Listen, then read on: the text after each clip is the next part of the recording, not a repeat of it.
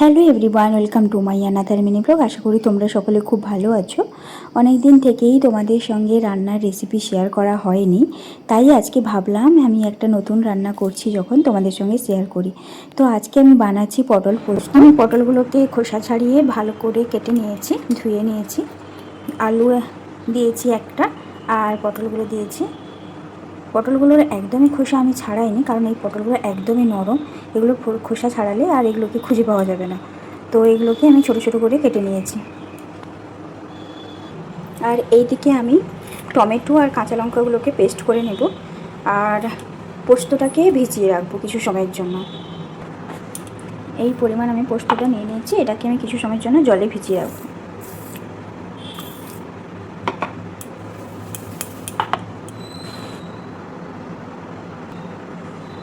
তারপর আমি এটাকে পেস্ট করে নেব।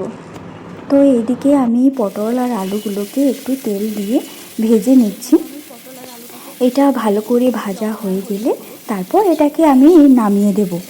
পটল আলুটাকে একদমই ভালো করে ভেজে নেব, যতক্ষণ না পর্যন্ত পটলটা ভালো করে সেদ্ধ হচ্ছে আর আলুটাও সেদ্ধ হচ্ছে, ততক্ষণ পর্যন্ত আমি ঢাকনা চাপিয়ে চাপিয়ে এটাকে ভালো করে ভেজে নেব। আর এদিকে আমার পোস্তটাও বাটা হয়ে গেছে আর টমেটোটাও বাটা হয়ে গিয়েছে। আর এদিকে কথা বলতে বলতে আমার পটল আলুগুলো ভালো করে ভাজা হয়ে গেছে। এখন আমি এটাকে নামিয়ে দেবো। আর পটল আলুগুলোকে আমি একদম লাল লাল করে সুন্দর করে ভেজে নিয়েছি, যাতে আর একদমই রস না থাকে। তাহলে রান্না করার সময় আর বেশি সময় লাগবে না, তাড়াতাড়ি হয়ে যাবে। তাই আমি পটল আলুগুলোকে ভালো করে লাল লাল করে ভেজে নিচ্ছি।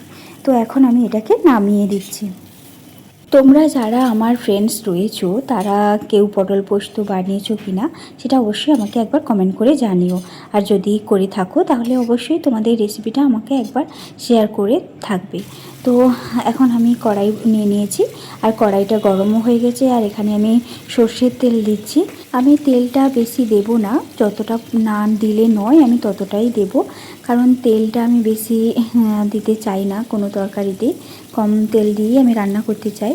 তো তারপর তেলটা গরম হয়ে যেতে আমি অল্প একটু পরিমাণ চিনি দিয়ে দিয়েছি, চিনিটা কালার করার জন্য। আর তার উপর থেকে দিয়ে দিলাম তেজপাতা, একটা শুকনো লঙ্কা, আর পাঁচফোড়ন হিসেবে আমি দিলাম জিরে। তো এগুলো ভাজা হয়ে যেতে আমি এখন দিয়ে দিচ্ছি পেঁয়াজ কুচি। তো আজকে আমি পোস্তটা পেঁয়াজ দিয়েই রান্না করব। অন্যান্য দিন আমি পটল পোস্ত বা ঝিঙে পোস্তগুলো নিরামিষই করি, তো আজকে আমি পেঁয়াজ দিয়েই রান্না করছি। জানি না কেমন হবে, তবে চেষ্টা করব যাতে ভালো হয়, সেইটুকু আমি চেষ্টা করব। পেঁয়াজগুলো যাতে ভালোভাবে ভাজা হয়ে যায় তার জন্য আমি ওপর থেকে একটু লবণ দিয়ে দিচ্ছি। আর পরিমাণ মতো দিয়ে দিলাম, কারণ পরে আর যাতে দিতে না হয়। আর এদিকে পেঁয়াজটা ভাজাও হয়ে গেছে। এখন আমি দিয়ে দিচ্ছি টমেটো আর কাঁচা লঙ্কার যে পেস্টটা করা গিয়েছিল সেটাই আমি দিয়ে দিচ্ছি। তো ওটা দিয়ে ভালো করে ভাজা হয়ে গেলে তার উপর থেকে আমি দিয়ে দেব অল্প একটু পরিমাণ লঙ্কার গুঁড়ি।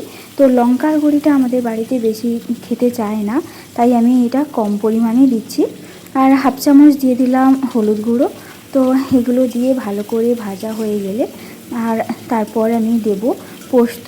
তবে পোস্ত আমি যতটা পরিমাণ বেটে রেখেছিলাম আমি পুরোটা দেব না, কারণ বেশি পোস্ত ভাজা হয়ে গেলে পোস্তের নাকি টেস্টটা নষ্ট হয়ে যায়। তাই আমি অল্প একটু পরিমাণ পোস্ত দেব, দিয়ে ভালো করে একটু ভেজে নেব।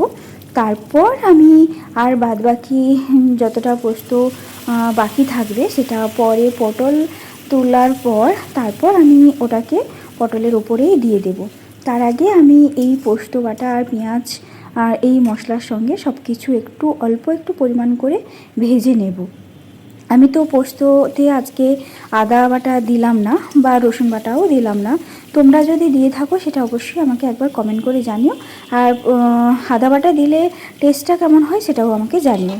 এবার আমি পোস্ত থেকে হালকা হালকা তেল ছাড়তে শুরু করে দিয়েছিল, তাই আমি দিয়ে দিলাম পটল, ভেজে রাখা পটল আর আলুটাকে। তো এটা দিয়ে একটু নাড়াচাড়া করে নিচ্ছি। তারপর আর আমি বাদবাকি যে পোস্তটা আমি রেখেছিলাম ওটাই এখন দিয়ে দিচ্ছি, কারণ টেস্টটা যাতে ভালো আসে তার জন্যই আমি ওপর থেকেই দিলাম। আর দিয়ে দিচ্ছি বাড়ি ধোয়া একটু জল। এটা দিয়ে একটু নাড়াচাড়া করে একটু ফুট চলে এলে তারপর আমি জল ঢেলে তারপর ঢাকনাটা চাপিয়ে দেবো একটু সময়ের জন্য। তো এটা নাড়াচাড়া করে নিলাম হালকা করে। আর অল্প একটু পরিমাণ জল দিয়ে ভালো করে ঢাকনা চাপিয়ে এটাকে ভালোভাবে সেদ্ধ করে নেব, যাতে না বাকি থাকে। তো আমি ঢাকনা চাপিয়ে কিছু সময় রেখেছিলাম, আর এটা আমার প্রায় হয়ে গেছে। এখান পটল থেকে তেলও ছাড়তে শুরু করে দিয়েছে, আর এটা এখন আমি নামিয়ে দিচ্ছি। আর এটাতে আমি বেশি জল রাখিনি, কারণ এটা তো মাখা মাখা হবে, তাই আমি জল একদমই বেশি রাখিনি। তবে পটল পোস্তটা টেস্টটা খুব সুন্দর হয়েছে। আমি একটু লবণ টেস্ট করেছিলাম, তো দেখলাম যে পোস্তটা দারুণ টেস্ট হয়েছে। তোমরা চাইলে বাড়িতে একবার বানিয়ে দেখতে পারো, বা তোমাদের কাছে যদি কোনো রেসিপি থাকে তো সেটা অবশ্যই আমাকে একবার কমেন্ট করে জানিও।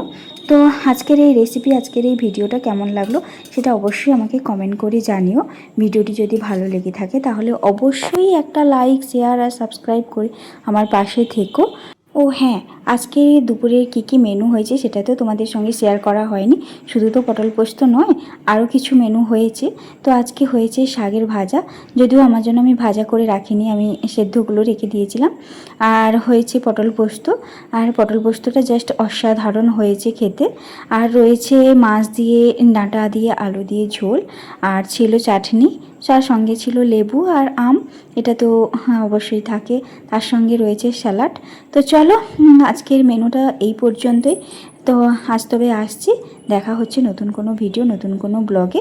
ততক্ষণে তোমরা সুস্থ থেকো, ভালো থেকো আর আমার পাশে থেকো।